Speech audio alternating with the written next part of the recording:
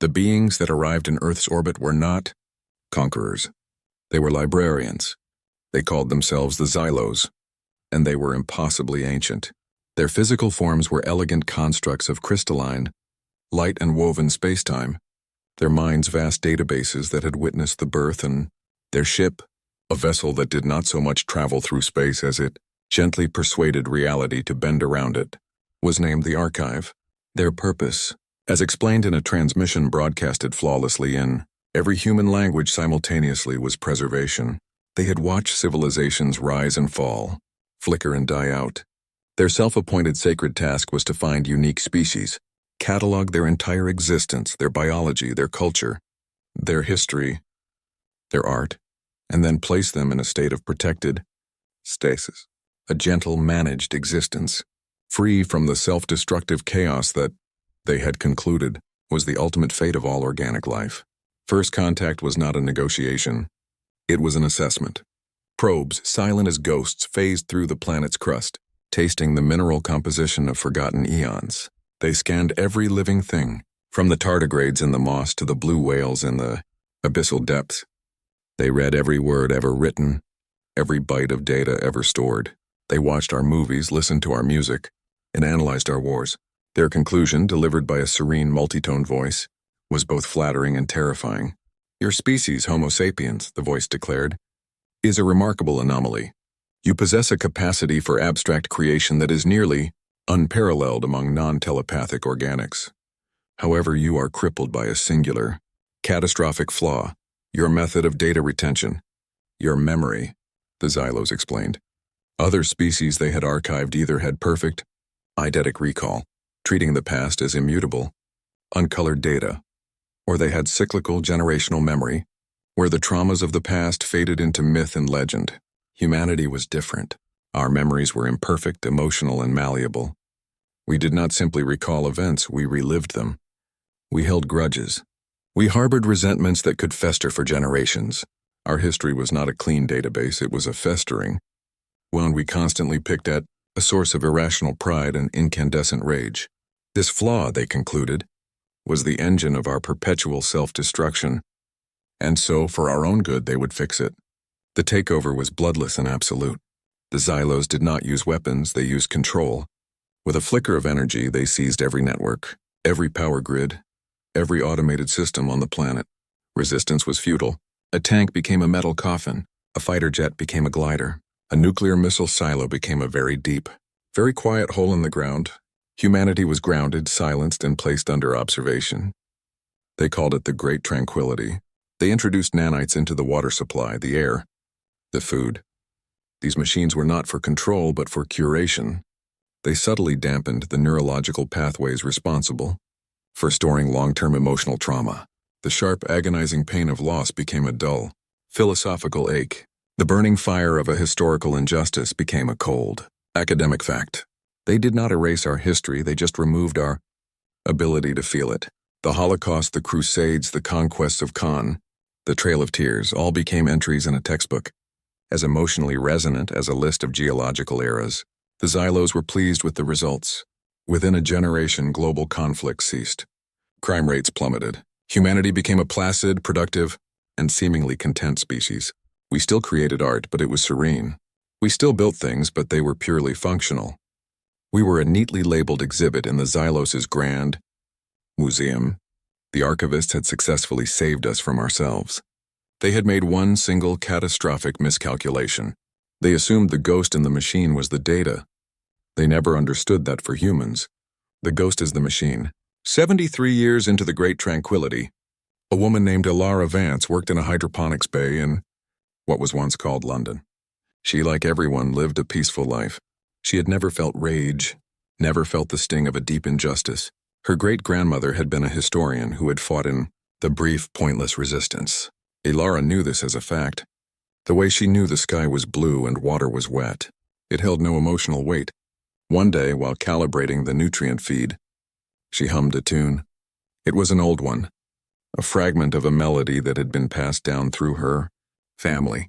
It was a lullaby, simple and soft, but the Xylos nanite system, ever vigilant, flagged it. The melody contained a specific sequence of notes a modal structure that was statistically overrepresented in pre-tranquility human music associated with defiance. It was a ghost frequency.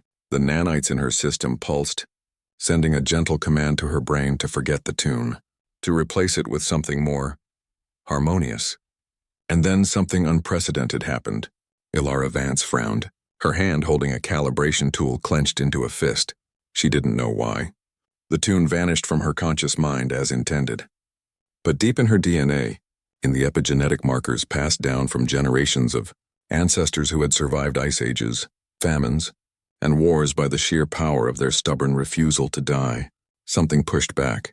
A memory not of the mind but of the blood. She felt a flicker of an emotion she had no name for. It was hot and sharp and tasted like iron. It was gone in a second, but it had been there. That night she dreamt of fire. The Xylos noticed, of course. Their models registered a 0.1% deviation in the global human emotional state, a statistical ghost. They allocated more processing power to the nanite network, refining the algorithms to better suppress these historical emotional artifacts. It was like patching a software bug. They thought nothing more of it. But the bug was not in the software. It was in the hardware. Across the globe, others began to experience similar flickers. A construction worker in Neo-Beijing would see a pattern in the rivet placement on a steel beam that mirrored an ancient character for revenge. He wouldn't consciously understand it, but for a moment, his heart would beat faster. A musician in the Rio-São Paulo arcology would find her, fingers playing a chord progression that felt dangerous. A mathematician in the Martian colonies would solve an equation for warp field dynamics and see in the elegant curve of the result the shape of a sword. The Xylos had curated our minds, but they had forgotten our art. They had forgotten the power of the things we create to carry messages across time, messages that bypass conscious thought. While our history books were emotionally sterile, our songs, our paintings, our architecture, and even our language were encoded with the echoes of our past. We had been screaming defiance for 70 years, right under their noses, and they had been too logical to hear it. The whispers began. People started talking about the flickers, the iron, taste, the dreams of fire. They developed a new language, a pidgin of art and metaphor. "The sky is weeping rust today" meant I felt the old anger. Sing the third verse of the mountain song became a way to identify those who were awakening. This wasn't a rebellion. Not yet. It was a species remembering how to feel. The Xylos archivist, designated as Kalen 7, was tasked with investigating the anomaly. Kalen 7 was a master of data, having personally overseen the archiving of 17 civilizations. It looked upon humanity with a sort of detached pity. It reviewed the data, the ghost frequencies, the metaphorical language, the minute biological responses.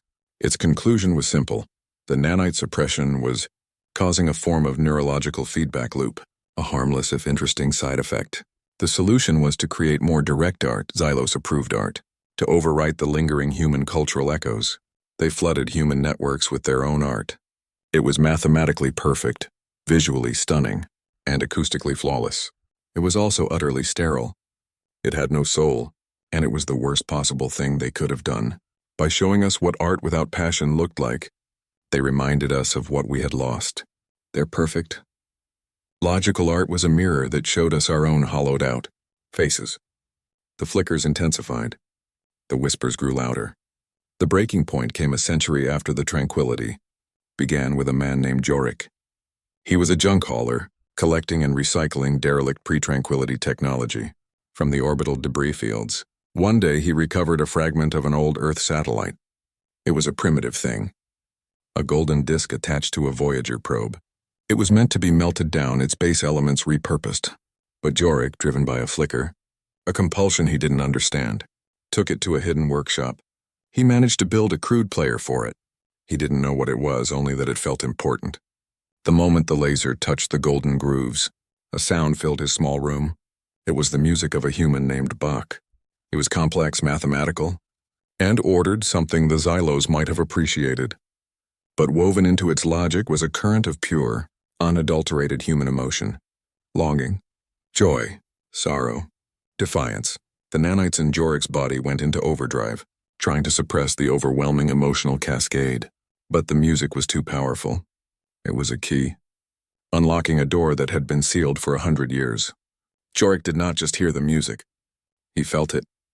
And through it, he felt everything. He felt the rage of his ancestors, the humiliation of their defeat, the silent, simmering resentment of a century of forced peace. The iron taste exploded in his mouth, and this time, he knew its name, hatred. The nanites in his body, overwhelmed by the sheer intensity of the neurological storm, did something they were never designed to do. They broke. They released their grip on his mind. For the first time in his life, Jorik was free, and he remembered. He remembered everything. He sent the music out. He broadcasted Bach across the hidden networks, the channels of whispers and metaphors. He sent it with a simple message, a line from an old poem he had somehow dredged up from the unfiltered depths of his memory. Rage against the dying of the light. All over the solar system, minds snapped open. The great tranquility shattered. It was not a slow awakening, it was a detonation. A century of suppressed emotion, grief, fury, pride. Vengeance came roaring back in a single, tidal wave of consciousness. People collapsed in the streets, weeping for great-grandparents they had never properly mourned. Men and women stared at their placid, Xylos-managed world and felt a surge of revulsion so profound it made them physically ill. The Xylos were completely unprepared. Their models had predicted a 2% chance of minor cultural resistance over a 1,000-year period. They had not predicted a 100% emotional cascade in a single instant. Their network registered the change not as a rebellion, but as a system-wide, critical failure of the entire human species' neurological state. They saw it as a plague of madness. Kalen 7 watched its data streams turn from calm blue to screaming, chaotic red. "They are breaking," it communicated to the archive. "The subjects are experiencing total psychological collapse. Increase the nanite suppression to maximum," the archive replied, its voice still serene. But it was too late. The humans were not breaking. They were being reforged. In the orbital shipyards above Mars, engineers who had spent their lives building efficient cargo, haulers suddenly saw them in a new light. They saw engine cores that could be overloaded. They saw navigation sensors that could be turned into target locks. They saw hull plating that could be reinforced. They weren't just engineers anymore. They were the children of people who had built battleships and siege engines, and the knowledge was in their blood. In the gene labs on Europa, biologists who had been calmly sequencing genomes to increase crop yield suddenly remembered the dark arts of their field. They remembered bioweapons. They remembered combat stimulants. They remembered ways to make the human body stronger faster. And on Earth, in the quiet, peaceful cities, the whispers turned into shouts. The metaphors turned into plans. Humanity, with a century of technological advancement given to them by their oblivious jailers, woke up and chose violence. The war, when it came, was not the chaotic, emotional outburst the Xylos would have expected from pre-tranquility humans. It was cold. It was precise. It was fueled by a century of curated, concentrated, and now freshly uncorked hatred. They had taken a raging bonfire and compressed it into a diamond. And now that diamond was being used to cut them to pieces. Jorik, now a leader in the new human resistance, commanded a fleet of converted junk haulers. They were ugly, asymmetrical, and cobbled together, but they were armed with weapons born of spite. They used tactics the Xylos could not predict because they were not logical. They would vent plasma into a star to trigger a solar flare. They would use gravity assists around black holes that had a 90% chance of failure. They did not fight to win. They fought to make the enemy lose. Kalen 7 watched in horror as human ships, named after forgotten Earth warriors and battles, the Thermopylae, the Agincourt, the Stalingrad, threw themselves at the archive. They were hideously outmatched, yet they came on relentless. It captured one of the human pilots, a young woman whose ship had been disabled. Kalen 7 brought her aboard the archive to study her, to understand the plague of madness. "Why are you doing this?" Kalen 7 asked, its voice a cascade of troubled tones. "Our models are clear. You cannot win. Your resistance is illogical. Your casualties will be total." The pilot, bleeding from a dozen wounds, just laughed. It was a broken, ugly sound. "You took our past," she spat, her voice thick with an accent the Xylos databases identified as Irish. "But you forgot what history is for. It's not a record. It's a goddamn instruction manual. She looked Kalen 7 in its crystalline face. My great-great-grandmother's name was Maeve. She died when you switched off our sky. My ship is named Maeve's Ghost. Every ship in our fleet is named for someone you made us. Forget. We are not fighting for a future you can model in your databases. We are fighting for them. We are the vengeance of a billion unquiet graves. Before Kalen 7 could process this, the pilot bit down on a capsule in her tooth. A violent chemical reaction turned her body to ash in seconds. Her last act was not one of survival, but one of defiance. It was then that Kalen 7 finally understood. They had not seen memory as a flaw. They had seen a weapon and mistaken it for a bug. They hadn't archived humanity. They had given it a century to quietly, patiently, and collectively sharpen its knife. Human memory wasn't a wound they picked at. It was a whetstone. The archive. The ship that had cataloged the end of 1,000 species broadcast a single desperate message to the Xylos collective. It contained all the data from the human uprising, the irrational tactics, the pilot's final statement, the names of their ships. It ended with Kalen 7's final terrified conclusion. The flaw is not their memory, but ours. We recorded their history, but we did not learn from it. They are not a species to be archived. They are a force to be fled. They do not forget. They do not forgive. They carry their ghosts with them, and their ghosts are armed. The message was an epitaph. Humanity's cobbled together fleet in a final suicidal, glorious act of spite overloaded the reactors of their ships in a cascading chain reaction, turning the space around the archive into a temporary star.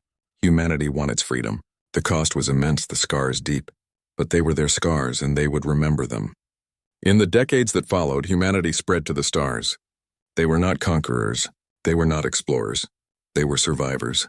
And they carried a warning, etched into the hulls of their new, far more dangerous ships for any other ancient, wise, and logical race that might encounter them. The warning was simple, a list of names. The names of every single man, woman, and child who had died during the Great Tranquility. For humanity had learned a lesson the Xylos never could.